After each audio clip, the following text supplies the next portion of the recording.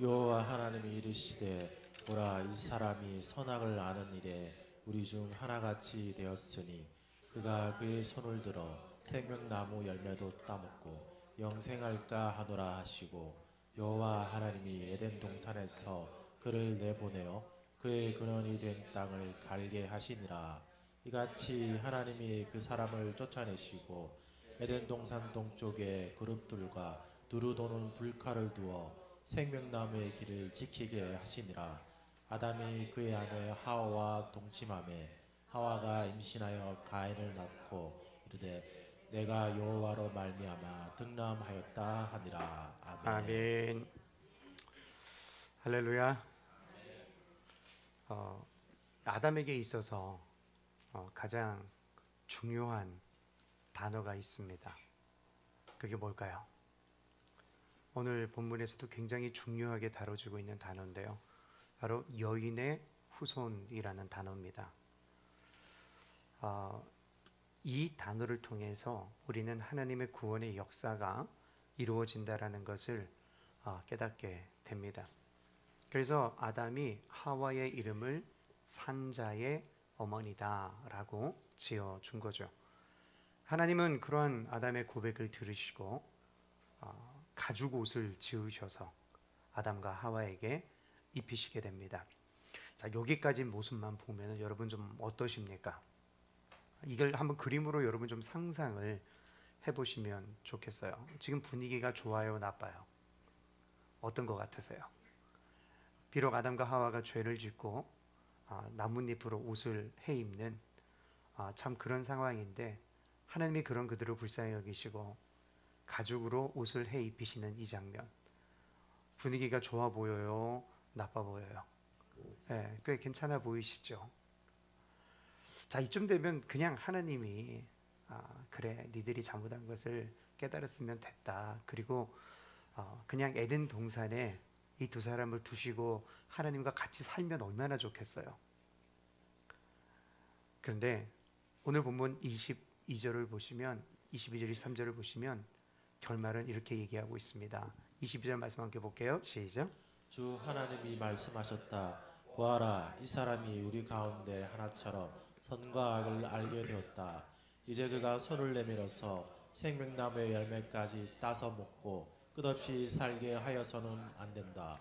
그리고 나서 내린 결정이 뭐예요? 이들을 에덴에서 쫓아냈다. 추방했다는 겁니다. 하나님이 내리신 결정은 추방이었습니다. 에덴에서 쫓겨내신 거죠. 분명히 우리가 분위기로는 그게 아니었잖아요. 분위기가 참 괜찮았는데 조금 더 있게 하실 것 같았는데 거기에서 어떻게든지 이 아담과 하와가 에덴에서 잘 살게 할 것 같았는데 그렇게 하지 않으셨어요. 이유가 두 가지가 나와요. 방금 여러분이 읽으신 내용입니다. 오늘 그래서 그 두 가지 이유를 함께 좀 살펴볼 거고요.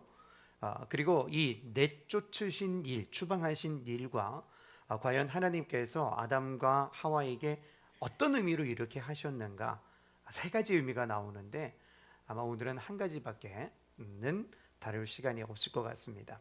아무튼 첫 번째, 성경이 말하는 아담과 하와를 추방하게 된 두 가지 이유 중에 하나가 뭐냐면 선악을 아는 일에 우리 중 하나같이 됐다. 다시 말해서 자기 기준으로 선악을 판단하기 시작했다라는 거예요. 그리고 또 다른 하나는 사람이 이 생명나무 열매를 먹고 끝없이 살게 되는 것을 하나님이 허락하지 않으셨다라고 얘기를 합니다. 특히 여러분, 이 선악을 아는 일에 우리 중 하나가 같이 되었다. 이 말은요, 아담과 하와가 이제 선악과를 먹고 하나님 같이 되었다라는 뜻이 아니에요. 무슨 말이냐면 지금 이들은 선악과를 먹음으로 인하여 하나님과 같은 자리에 앉아서, 하나님이 누구세요? 모든 것을 재판하시고 선과 악을 판단하시고 심판하시는 심판주시잖아요. 근데 그 자리에 자기네들도 이제 같이 앉아서 모든 선과 악의 기준을 하나님의 기준이 아닌 누구의 기준? 자기 기준으로 판단하기 시작했다는 말입니다. 그거 먹고 하나님처럼 됐다라는 말이 아니라, 이게 왜 문제가 되냐면 지금까지는 누구의 기준으로 살았어요? 하나님의 말씀을 기준으로 살았습니다. 그래서 이거는 너희가 다 먹어라. 근데 선악과만 먹지 말아라. 이 말씀이 기준이었는데 이제부터는 선악과를 먹고 나니까 인간이 누가 기준이 돼버린 거예요? 내가 기준이 돼버린 거예요. 더 이상 하나님의 말씀이 기준이 아니게 된 거죠. 하나님이 더 이상 내 기준이 아니게 된 것입니다. 여러분, 이게 얼마나 위험한 일입니까? 언제나 인간의 마음은 변할 수 있어요, 없어요? 변할 수 있죠. 불완전하잖아요. 모든 면에서 사실 우리 모두가 다 부족한 사람들 아닙니까? 근데 그 사람을 기준으로 해서 어떻게 앞으로 모든 일을 판단할 수 있다는 얘기예요. 결과는 우리가 아는 것처럼 인간은 굉장히 비참해졌고, 그리고 지금 우리가 살고 있는 이 지구만 봐도요, 또 인간이 그동안 해왔던 모든 일을 봐도, 또 특별히 이번 몇 주간 동안 우리는 전쟁의 소식을 듣고 있지 않습니까? 또 우리가 직접 겪거나 혹은 보았던 경험을 비추어 봐도 우리가 인간을 기준으로 산다라는 것이 어떤 것인지를 우리는 너무나 잘 알고 있어요. 여러분, 인간을 기준으로 산 결과가 뭐예요? 하나님과의 관계가 더 좋아졌나요? 깨졌나요? 깨졌어요. 그러면 사람과의 관계는 좋아졌나요? 아니요. 사람과의 관계 역시도 깨어집니다. 왜요? 서로가 다 하나님이니까. 다 자기가 주인이어야 되고 다 자기가 하나님이 되어야 되는 거죠. 어떻게 거기에 겸손이 있을 수 있겠습니까? 어떻게 거기에 섬김이 있을 수 있겠냐 이거예요. 다 내가 우선인데. 그래서 여러분, 내가 기준이 되는 이 죄가 우리 일상에서 어떻게 나타나는지 아세요?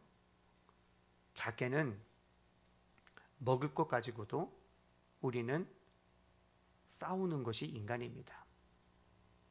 또 TV 채널 가지고도 우리는 싸우죠. 작게를 본다면, 또 누군가가 나를 무시하는 말을 들으면 우리는 어때요? 마치 세상에 묻어진 것보다 더 분노하지 않습니까? 니까 짓게 뭔데 나를 무시하냐고. 그러지 않아요? 근데 큰 의미로 보면은 어떻습니까? 서로가 서로를 죽이고 나라와 나라의 전쟁이 벌어지는 이 모든 일들이 바로 이것 때문에 생기게 됐어요. 다 자국 이익이 우선이 돼버린 겁니다. 다른 나라에 어떻게 되든지 말든지 결국 겸손과 섬김이 사라지고 관계가 깨지는 그런 방향으로 흘러가게 되더라는 것이죠. 이것을 성경은 우리식으로 표현하면 죄인이다라고 얘기를 하는 거예요, 인간은. 그리고 그 죄인의 중심은 뭡니까? 내가 모든 것의 중심이 돼버렸다라는 겁니다. 따라서 에덴과 특별히 우리가 성전이라고 부르는 이 거룩한 나라, 하나님이 그간에 임재하시고 그 안에 하나님이 역사하셨던 그 역사가 일어난 그곳에 더 이상 하나님과의 관계가 이어지질 않아요. 깨져버렸습니다. 그리고 서로의 관계조차 깨져버린 것이 그래서 아담과 하와는 그곳에 더 이상 머무를 수가 없게 된 것이죠. 그게 바로 아담과 하와를 추방하신 첫 번째 이유입니다. 두 번째 이유가 우리가 어려울 수 있어요. 뭐라고 얘기하시냐면, 이제 이들이 생명나무 열매까지 따서 먹고 영생할까 하노라, 이렇게 말씀을 해요. 이 말씀이 조금 해석이 어렵습니다.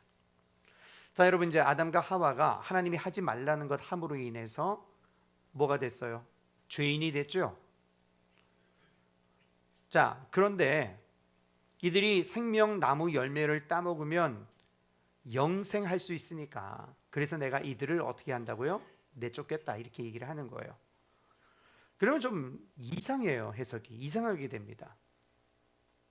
왜냐하면 지금 죄인인데, 아담과 하와가 분명히 죄인이 됐는데 생명나무 열매를 먹으면 어떻게 된다는 거죠? 영생한다는 말이 되잖아요. 죄인임에도 불구하고. 그렇게 해석을 하면 이렇게 돼버리는 거예요.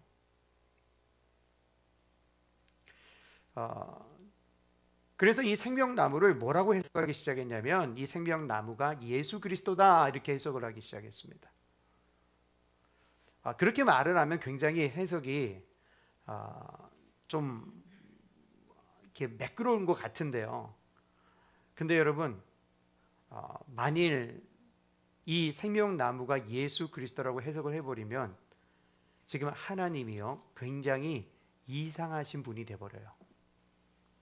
무슨 말이냐면, 자, 우리는 다 뭐예요? 아담과 하와의 육체를 통해서 온 자들이기 때문에 우리 모두는 다 뭐예요?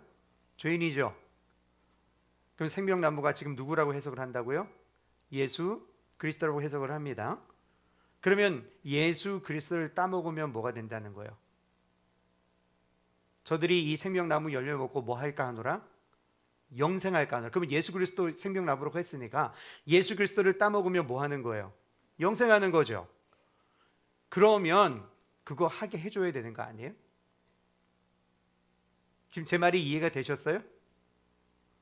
죄인인 우리가 생명나무 열매인 예수 그리스도를 따먹고 영생을 얻게 된다라고 하면 하나님이 그거 해줘야 되는 거예요? 못하게 해야 되는 거예요? 해주셔야 되는 거잖아요. 놀라지도 않으시는 거 보니까 지금 이해를 못하신 분이 계신 것 같아요. 여러분, 예수 그리스도 먹고 영원히 살게 해줘야 되는 거 아니에요? 그게 하나님이 당연히 하셔야 될 일 아닙니까? 그런데 하나님은 에덴에서 이들을 어떻게 했다고요? 추방했다니까요. 그러면 여기에서 생명나무를 단순히 생명나무가 예수 그리스도라고 얘기하는 것이 어쩌면 우리가 무언가 중요한 것을 놓칠 수 있겠구나라는 것을 여러분이 아셔야죠. 자, 그러면 왜 생명나무를 예수님으로 동일하게 해석하는 것을 조심해야 되냐면 계시록에 보면 나타나요. 거기에 보면 생명나무가 나와요. 계시록에. 근데 거기에 예수님이 또 따로 등장해요. 그래서 이 생명나무를 예수님으로 해석하는 것은 조금 무리가 있어요. 왜냐하면 예수님이 됐다가 생명나무도 됐다가 왔다 갔다 하시는 게 돼버리잖아요. 어떤 때는 열매가 돼서 따먹히기도 하시고 그 다음에는 또 예수님이 되셔서 우리랑 교제도 하시고 이상하지 않습니까? 그래서 그 자체가 해석의 오류가 생길 수 있다라는 겁니다. 특별히 이 창세기에서는 일단 이 생명나무가 우리가 먹고 구원을 얻도록 하는, 그래서 영생을 얻도록 하는 게 아니라는 걸 알게 되는 거예요. 물론 여러분이 오해하지 말 것은 이 생명나무는 예수 그리스도와 아주 밀접한 연관은 있어요. 그런데 이 생명나무가 예수다라고 해석하기에는 다소 무리가 있다는 얘기를 하고 있는 겁니다. 그렇기 때문에 우리가 예수님께서 이 생명나무다라고 얘기하기보다는 예수 그리스도를 통해서 우리가 생명나무와 그 열매의 모든 혜택을 받게 된다라는 것을 우리가 알게 된다라는 겁니다. 누굴 통해서요? 예수 그리스도를 통해서. 생명나무와 생명나무의 열매의 혜택이 뭐예요? 영생을 누리는 거 아닙니까? 영생을. 그러니까 그 영생이라는 단어는 결국 하나님과 우리의 관계를 뜻하는 단어 중에 하나가 된다라는 거예요. 하나님을 우리가 영원히 즐거워하고 그 하나님의 사랑 속에서 살며 가장 긴밀한 관계를 맺고 그 안에서 풍성한 그 모든 것을 누리는 것, 그것을 우리가 영생이라고 하잖아요. 그리고 우리가 죄를 가지고는 하나님과 그런 관계를 맺을 수 있어요, 없어요? 없어요. 그러니까 여기에서 우리가 번역하기를 저희가 영생할까 하노라 라고 번역을 했기 때문에 당연히 우리의 생각에는 저들이 생명나무 실과를 먹으면 영원한 생명을 얻는구나 라고 우리가 오해하게 된 거지, 실제로 그렇게 번역을 하기보다는 저들이 영원히 살 수도 있기 때문이다, 이런 의미를 더 훨씬 가지고 있다라는 것을 이해하시면 좋겠습니다. 왜냐하면 여러분, 이 영생이라는 거는요, 우리가 꼭 한 가지만 생각을 해요. 근데 영생은 두 가지 의미가 있어요. 첫 번째는 뭡니까? 이미 우리가 살펴봤죠. 하나님의 생명을 영원히 누리는 영생이 있어요.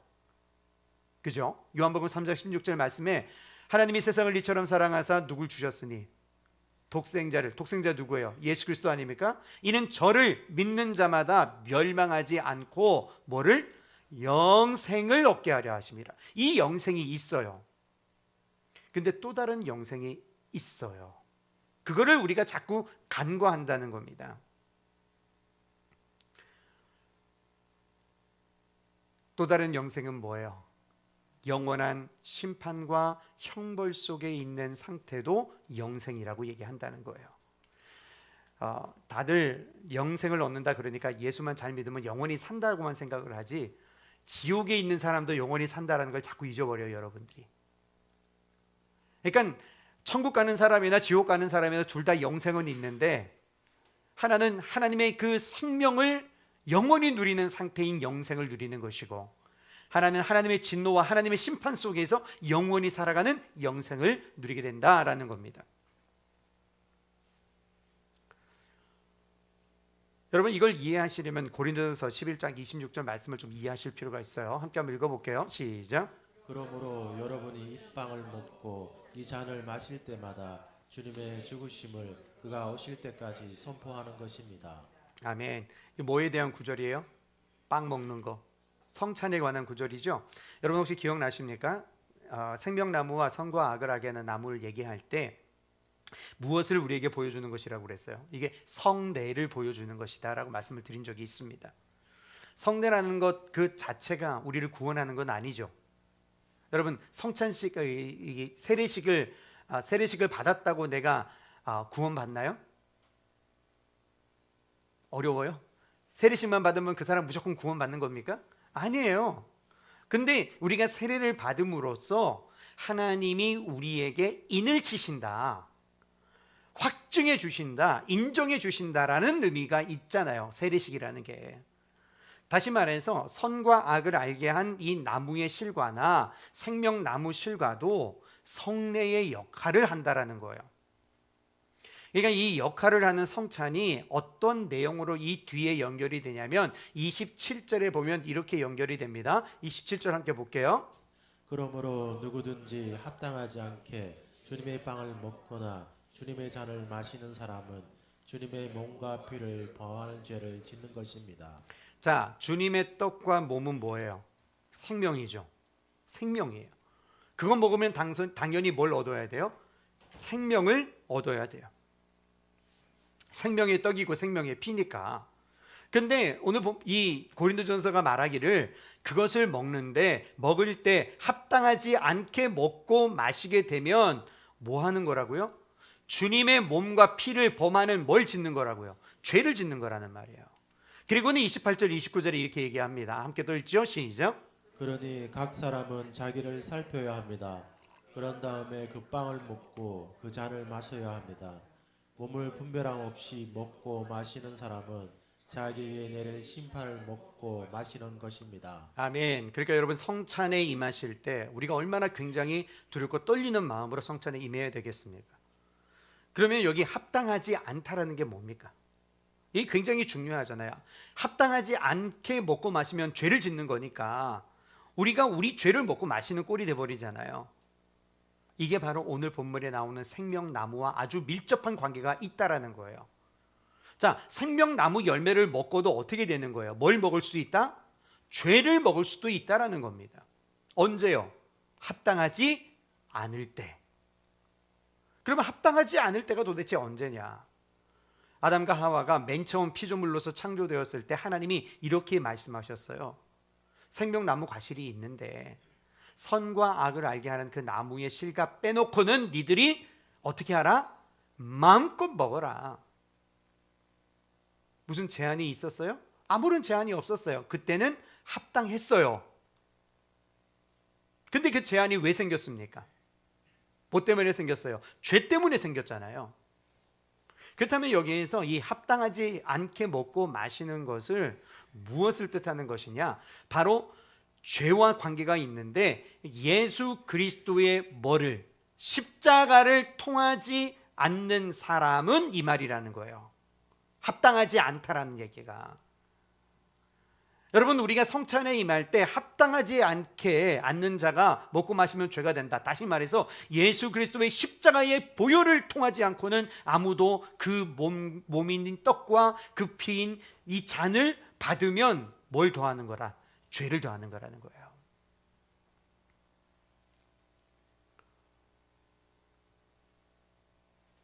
여러분, 그 십자가가 없으면 우리가 거룩한 자나 의로운 자가 돼요? 안 되죠. 그러면 여기에서 합당한 사람은 누굽니까? 거룩한 사람, 의로운 사람만이 이 성찬을 받을 수 있다라는 거예요. 근데 우리 중 거룩한 사람이 누가 있어요? 의로운 사람이 누가 있어요? 여기서 말하는 합당한 사람은 한번 따라합시다. 십자가를 통과한 사람입니다. 예수 그리스도의 십자가를 아는 사람입니다. 십자가를 통하지 않고는 누구도 의로움을 받을 수 없기 때문에 바로 그 십자가를 통과한 사람만이 이 영원한 생명에 참여하게 되는 줄로 믿으시기 바랍니다.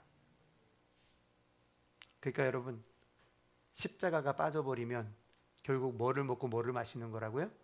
죄를 먹고 죄를 마시게 되는 거예요. 생명이 아니라 죄를 더하는 거예요. 그것이 바로 성례로서의 이 생명나무에게도 같다 이거예요. 죄를 범한 아담과 하와가 생명나무를 먹는 일은 이제 어떤 일이 되는 거예요? 자기의 뭐를 먹는? 죄를 먹는 일이 되는 거예요. 생명나무 열매를 먹었는데 그가 영원히 살아서 모든 것이 영생을 얻는 줄 알았지만 그게 아니라 오히려 영원한 형벌만 더하게 되는 거라는 겁니다.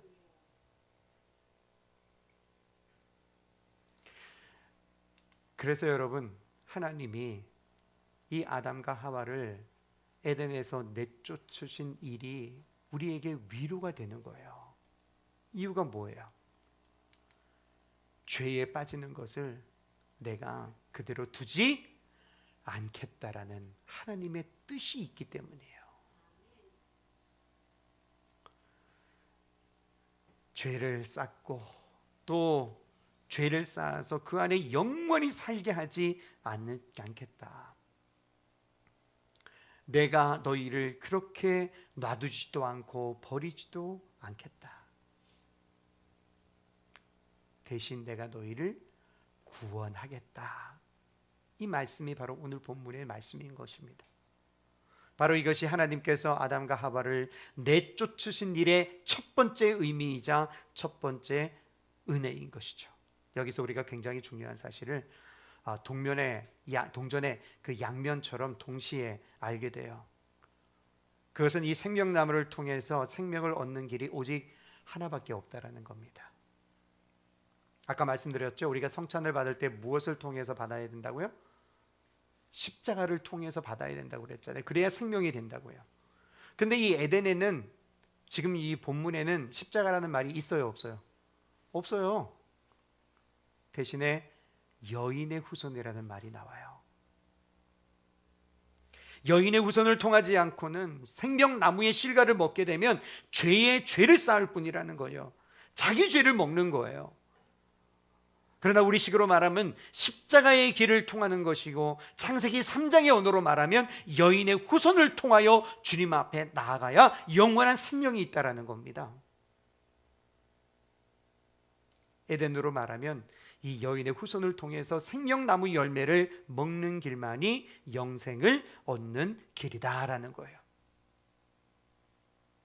자, 아까 분명히 아담이 하와의 이름을 산자의 어머니다라고 지었어요. 그리고 하나님은 그들에게 가죽 옷을 입혔습니다. 이걸로 다 끝났으면 그들은 아마 에덴에서 그대로 살 수 있었을 거예요. 근데 여러분, 이 모든 일이 일어났던 진정한 실체 근거가 뭐였어요? 여인의 후손이었단 말입니다. 여인의 후손이 와야 그의 믿음의 고백이 의미가 있다라는 거예요. 여인의 후손이 와야 가죽 옷의 진정한 의미가 있는 거예요. 그러기 위해서 어떻게 해야 됩니까? 여인의 후손이 오는 이 세상에서 그들이 죽을 수밖에 없는 이 광야에서 이 거룩한 성전에 살 수 없는 그들이 쫓겨남으로써 여인의 후손이 이제 오게 되는 겁니다. 그래서 주님이 오셔서 뭐라고 그랬어요? 의원은 건강한 자에게는 필요 없고 병든 자에게라야 필요하다. 다시 말해서 역사적 실체적 사건이 일어나지 않으면 우리가 소위 말하는 신앙이라고 말하는 것은 뭐가 되는 거예요? 아무 의미가 없다라는 거예요. 아담은 분명히 믿음으로 고백했어요. 그래서 산자의 어머니라고 했습니다. 그러나 그리스도가 오시는 그 사건이 실제로 있을 때만이 우리의 믿음의 의미가 있다라는 거예요. 왜 하나님의 말씀이 역사적으로 하나님의 말씀이고 이 안에 있는 많은 내용들이 비록 그 안에 상징과 역사가 아닌 시와 문학적인 표현들과 그런 것들이 너무너무 많음에도 불구하고 이 하나님의 말씀은 분명히 역사성을 가지고 있다라고 우리가 말할까? 이것은 그저 우리가 만들어낸 신앙적인 고백의 책이 아니라 실체이기 때문에 그렇습니다. 역사적인 사실을 기초로 한 것이다라는 것이 바로 그것이 없으면 우리가 고백하는 것들이 아무런 의미가 없다라는 거예요. 그걸 야고보가 뭐라고 그래요? 행함이 없는 믿음은 죽은 믿음이라고 얘기를 하는 거예요. 말로는 그냥 믿음, 오직 믿음으로 외치는데 행함에는 믿음에 이것도 보이질 않는, 그건 죽은 믿음이라고 하는 얘기가 그 말이에요. 여러분, 예수님이 실제로 저와 여러분을 위해 죽지 않으시면 우리의 고백은 헛되다니까요. 그런 의미에서 우리는 하나님께서 이 모든 것 속에서 하나님의 목적을 이루어 가시기 때문에 아담과 하와를 그 자리에 그대로 두지 않으시고 에덴 동산 밖으로 내어 쫓으신다라는 걸 알게 됩니다. 사랑하는 교회 여러분, 오늘 본문에서 우리에게 의외의 결말은 추방입니다. 추방. 분위기만 보면 하나님이 가죽 옷도 입혀주시고 이들이 믿음의 고백도 했으니 그냥 에덴에 남겨두실 것 같은데, 근데 하나님은 내어보내셨어요. 왜요? 죄인이 생명나무에 함부로 손을 대면 생명을 먹는 것이 아니라 심판을 먹는 것이기 때문입니다. 마찬가지로 하나님은 저와 여러분들을 죄 가운데 영원히 살게 두지 않으세요. 오직 한 길, 여인의 후손, 곧 그리스도의 십자가의 길로 우리를 인도하십니다. 그러므로 오늘 우리가 걸어야 될 길은 너무나도 분명하죠. 에덴을 다시 얻는 길은 내 힘이 아니라 바로 그 그리스도 안에 함께하는 길입니다. 그리고 그리스도와 함께 십자가를 통과하는 길입니다. 여러분의 삶에 어려움이 있을 때 왜 나만 이러냐고 원망하지 마시고 바로 그 손길이 죄로부터 우리를 이끌어내시는 하나님의 손길임을 믿으시고 고백할 수 있기를 바랍니다. 그래서 주님 안에서 생명을 먹고 주님 안에서 진정한 참된 에덴의 복을 누리시는 저와 여러분들이 다 되시기를 예수님의 이름으로 간절히 축원합니다. 기도하겠습니다.